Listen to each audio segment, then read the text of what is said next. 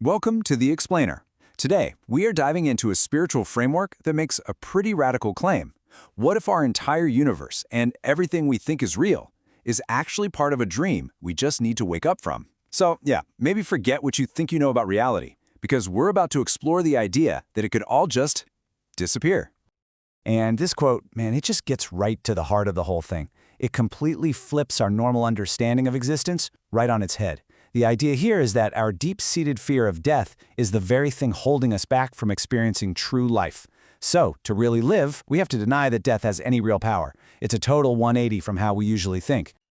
So, how does this grand reversal actually happen?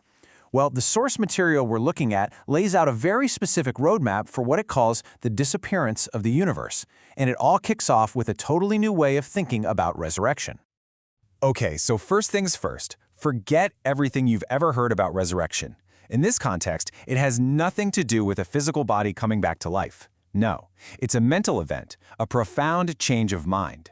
It's that moment of awakening, that aha, when you finally see the dream of death for what it is, an illusion.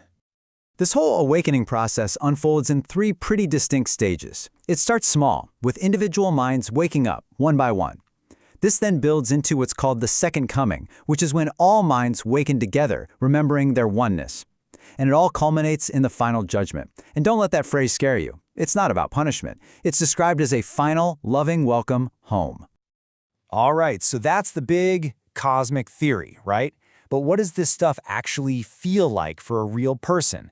Well, the text shares the story of a man named Gary who had this incredibly personal revelation that took this abstract idea and made it suddenly intensely real. Can you even imagine you're just sitting there, maybe reading a magazine, and then, poof, the entire universe just vanishes? Now, you'd think that would be terrifying, right? But for Gary, it was the exact opposite. He wasn't left with fear, but with this overwhelming sense of awe and feeling totally safe. It was a direct experience that just changed everything for him. So what in the world happened to him? The text makes a really crucial distinction here. Most of us are familiar with prayer, right? That's our communication to God. But what Gary experienced was a revelation, a direct, one-way download of experience coming from God. It's described as this moment of pure, unspeakable love that connects you directly with the divine. This kind of life-altering revelation unlocks a whole new way to look at reality, and it uses this really powerful metaphor. Your life isn't something that's just happening to you, it's a movie that's being projected by you. Now, to kind of help us wrap our heads around this, the text asks a super simple but really brilliant question. I mean, think about it.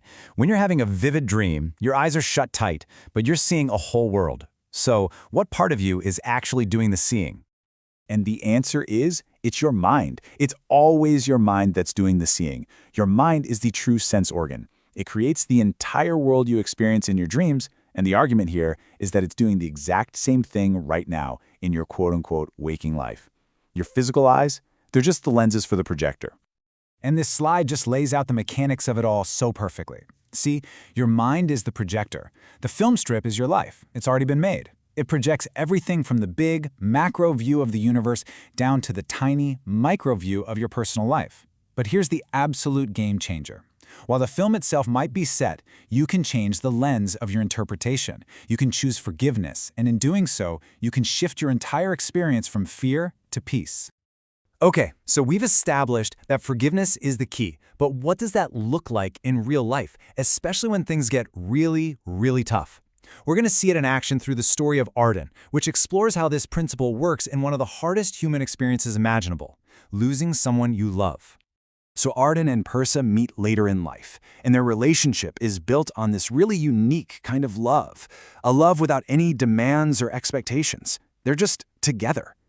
After years, Persa becomes enlightened, but then her body dies, and this leaves Arden facing his ultimate spiritual test. Can he truly forgive the world for what looks like the most devastating loss? And this is the incredible wisdom he finally arrives at. I mean, just let that sink in. True freedom, he realizes, isn't about getting love from other people. It's about making a conscious choice in every single moment to simply be love and to give it unconditionally. That's the key that unlocks everything for him.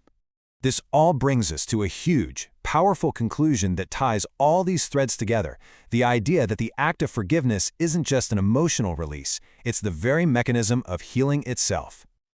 Okay, now, this next idea, it can be a tough one to swallow for a lot of us. The source material proposes that sickness isn't fundamentally a physical problem. It's a decision made by the mind, usually way below our conscious awareness, to use the body for a purpose that's often rooted in guilt or a belief that we're separate. This table does a fantastic job of showing the massive shift in perspective. The world's way versus this new way. The world sees healing as fixing a broken body. This teaching sees it as forgiving errors in our own thinking. So another person's illness isn't just their problem, it's a reflection of your own call for healing. And a healer's real job, it isn't to fix a body but to forgive their own mind for dreaming up the sickness in the first place. And this brings us back to a really famous story, but seen through this completely new lens. When Jesus said your sins are forgiven, it wasn't just some spiritual statement. According to this text, those very words were the catalyst, the actual mechanism of the physical healing. It shows that at their deepest level, healing is forgiveness. Forgiveness is healing. They're the same thing. So, when it all comes down to it, after exploring all of this whole thought system really just leaves you with one final deeply personal question. It's not about proving any of this to anyone else. It's just for you to ask yourself, how willing are you to accept that this is all your dream? And in doing so, finally choose to wake up.